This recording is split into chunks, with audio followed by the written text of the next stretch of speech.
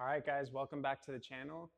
Today we're back in the gi. We're going to be talking about how to pass annoying guards. Okay, so I know that's a vague term, annoying guards, but I think you guys know which guards I'm talking about, right? We're talking about the stereotypical guard player, maybe IBJJF heavy competitor that likes to play spider lasso. They just kind of like stay on their back, like to off balance, be sticky with the hooks. And this is no hate on that style, but it's definitely a very specific style, right? You know the bottom person's not going to try to come up on a sweep. They're either trying to take your back or they're trying to submit you from guard or just kind of like advantage you out in the training room. Okay, just work on their guard retention. Okay, so let's explain why it's annoying to pass those guards or why it's hard, right? It's hard because when the bottom player, and you see this, I would say the evolution of this in nogi is the bottom guy just playing supine guard, trying to enter in the same 2 or 3 leg entanglements. The bottom guy here is looking for maybe 2, 3 very specific entries into attacks, and they're only gonna basically spaz those 3, and everything in between is just guard retention. Okay, and let me just, because I even have played this style, especially when I was competing a lot in IBJJF. It's important to understand why they're doing this, right? They're doing this because if you guys have competed in that circuit, you know you might have, like, if you're really looking to win, you have like 8 matches in that day, right? To win a title at blue or purple, 8+ matches. So naturally, I think the evolution is like, how can we win matches being as lazy as possible? Right? And it's hard, like doing things like trying to wrestle up and create a scramble for a sweep takes energy, takes effort. So developing kind of like a safe, easy way to just play off your back the whole match, maybe get some advantages, maybe score big, or just at least prevent them from passing. It's a very prominent strategy, and I think that's kind of is what made like gi a little boring for spectators at least. But nonetheless, it's like it's a strategy, it's a tactic, and it's effective to some degree. That's why it exists. But today I want to talk about how we can approach passing those types of guards. I'm sure you guys have run into it in the gym, right? Like you're like trying to knee cut, you're trying to do all these passes, but hooks just keep flying into your arms in front of your face, and you just can't get past.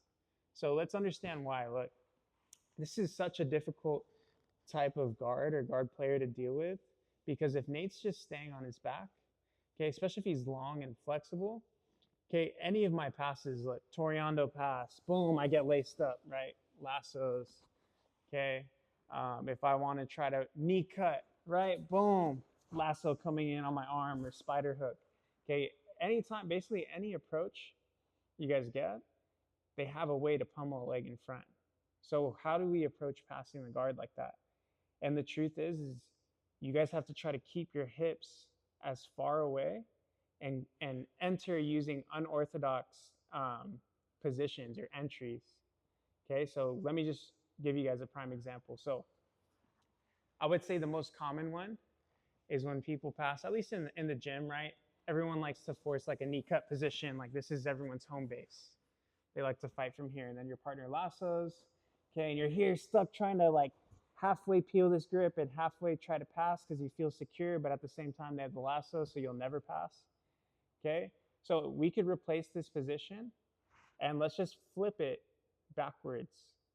Okay, so look, now hear me out. I know this is going to look funny, but you're going to have to pass backwards. So instead of stepping forward into the guard where I'm giving him my arms to lasso, I'm going to take that step and I'm going to back step here. Okay, now if I pass backwards, notice how Nate doesn't have my arms to lasso. Okay, so what you're gonna find a lot, here, I'm gonna show it from this way. Scoot this way a little bit. So again, I'm controlling the feet, I step, and look at how I step backwards and I'm monitoring Nate's feet. Okay, so what I'm looking to do here is basically sit on Nate's chest and just surf him heavy here. Okay, now what you can expect when you sit is they're gonna look to pummel this right hook and extend you off to try to like bolo or create a scramble. So as long as I'm here controlling this leg. Nate tries to pummel to get me off. I control that leg. I can land past the guard here, okay? Another reaction you might get is as soon as I get here, he tries to pummel this foot right away behind my knee, okay? And I know everyone's like, aren't you afraid of getting your back taken? And I'm like, yeah, well, I know that's the only thing they're gonna do, so as long as you should have good back defense already, but if not, you already know what they're gonna do. They're not gonna lasso your arms now. I'm forcing Nate to take my back, okay? So I know once he swims this crab ride hook, what does he wanna do? He wants to extend me out.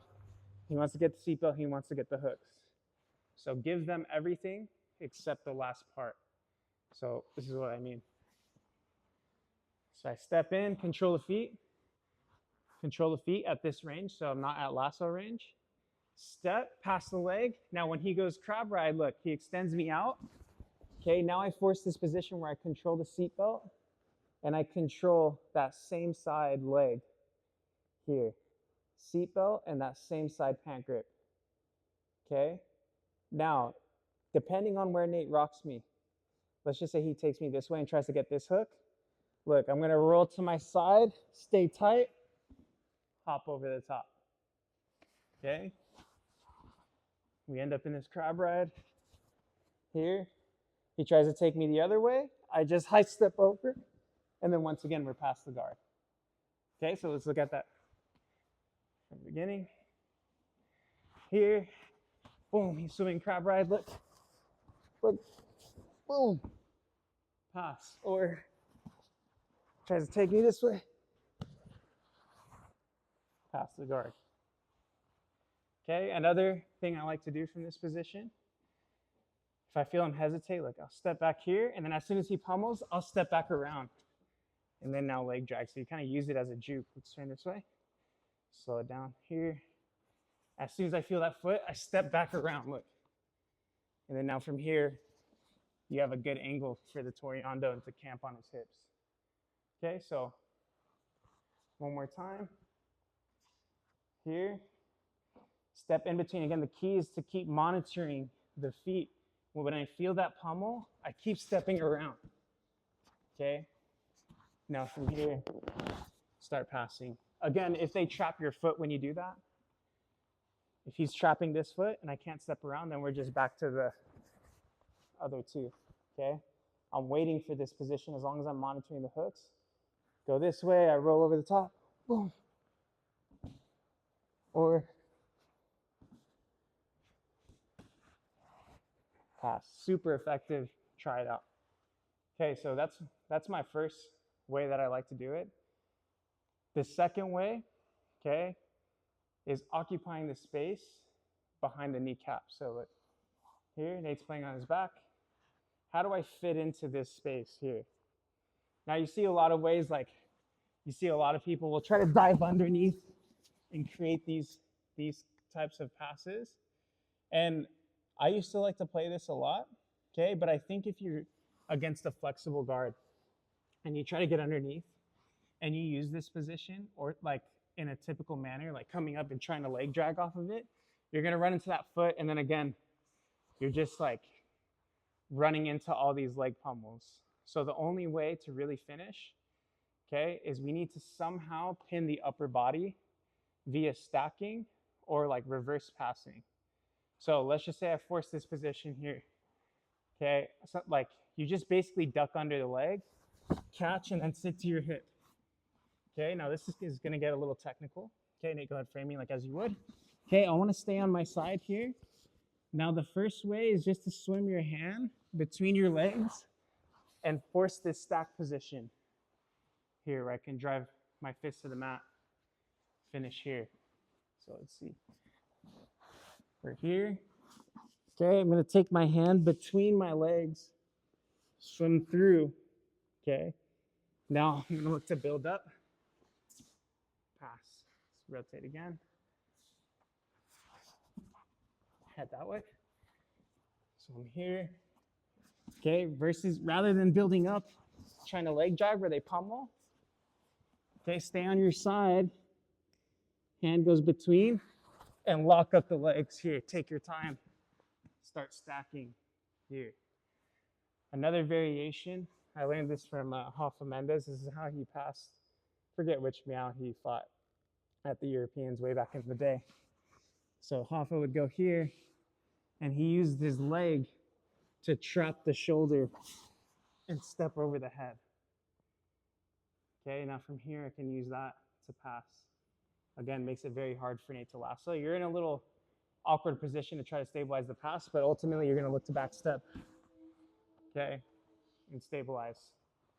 So that's one way to occupy the space behind the knee. Another way I like to do is turn this way. Another way is like shooting it, I call it like, it's like shooting a head outside single, okay, from the feet line. So I'm here, okay, I'm just gonna take my right arm, look, I'm gonna dive underneath right here and force like this half guard, like this. Very unorthodox, but remember, usually if they're playing this, okay, their reaction, and at least from my experience, is not to come up. They're kind of like, they try to push away, and then from here, like I turn this into a deep half flick, I swing my hand underneath, and then now once again, we force that stack pass situation here. Let's turn this way. I'll do it on this side. So like if I'm passing, look, drive underneath, trap his legs. Okay, now my left hand is gonna try to get to the belt or high on the hip. My right hand's gonna go underneath the leg. So as he's scrambling away, I build up. Again, force the stack pass here. Okay, this is another great entry into an over-under pass, which is usually, it's like, if you look at the history, this is another kryptonite to those types of flexible guards, is the over-under pass. So if I get here and I dive underneath, okay, and I rock back on top, okay, now we're in an over-under pass. Let's rotate this way. So, Nate has short legs, but imagine if you have long legs, keep your knee bent, okay? There you go, guys. Yep, that's our washer. Okay, making sure we have clean gis and clean rash guards daily, okay? Here, look. So I come up in this position. Now, the thing that people mess up with the over-under is if Nate's knee's bent and you guys just try to backstep here, they're gonna eventually use that as a frame to get everything back. So if you're in an over-under pass, the priority needs to be straighten that leg and then you try to clear it. But you have to straighten it first. So I'm here, okay, I rock on top. So look what I'm gonna do. Hand's gonna be controlling the pants. Okay, I'm gonna use this leg. You see my right leg, how I hook it? Okay, I'm gonna look to sprawl it out, almost like I'm attacking the knee bar here. And yes, you can attack a knee bar here. But I use that pressure. I don't look to pass until that leg is straight. Okay, so when I straighten Nate's leg, what is he gonna do? He's gonna frame. You guys see what he just did with his leg? Go back, Nate. Look at how Nate plants that leg down. He hip escapes. Now this is our sign to start passing. Here. Because this leg, the other free leg, which will lasso eventually, he lets go and he plants his foot to hip escape because he has to. And the only reason why he has to is because his leg is straight. If the leg is not straight, this leg will be floating there, okay? And the moment you try to pass here, he's rolling on top and then that leg is coming back in front of you, okay? So again, neutral guard, please. Here, right, I'm playing. Okay, just shoot my hips under. Right away, come back on top. Okay, now from here, control the pants. Tripod. Use this leg to straighten and then climb over the knee. Now from here, keep framing. When he's framing and he's hip escaping, that's your time to clear. When they're framing and hip escaping. Okay?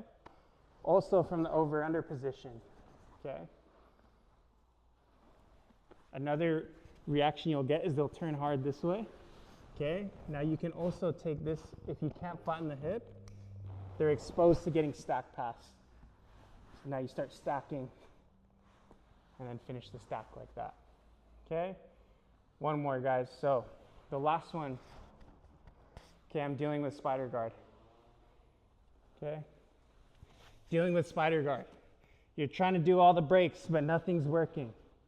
Okay, so what I'll do here, what I like to do, is I'll duck under whatever leg's extended. Let's just say this leg's extended. Step to the side, I'll duck underneath, and I'll roll here. Now this is gonna create a scramble where I can jump on his hips, okay, and then start pressure passing. Okay, this is if I can't clear the hooks traditionally. So we're here, Nate's playing, I'm like, I'm trying to free, but I can't.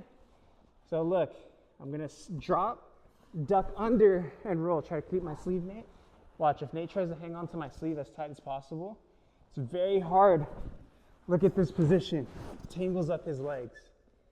Okay, now from here, I'm gonna start driving on top, trying to flatten out the hips, okay?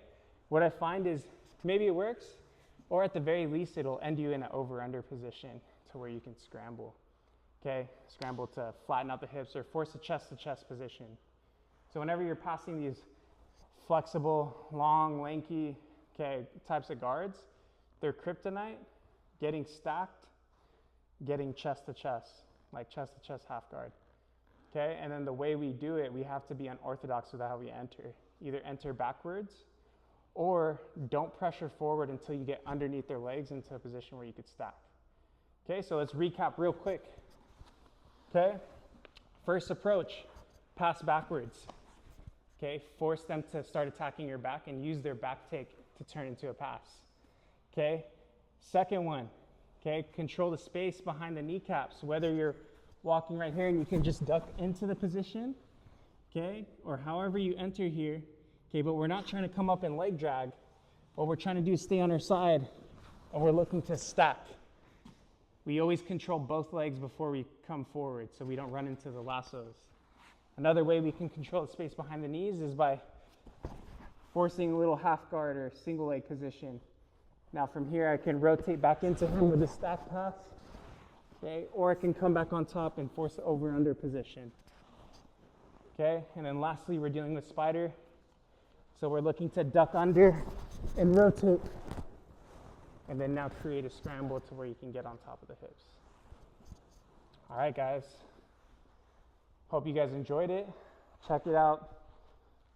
Next time you guys are in class, find the person with the most annoying guard in the room and try them out. Let us know how it works in the comments. And also, we haven't posted a lot in the gi, but let us know if there's any other content you guys would like to see in the gi.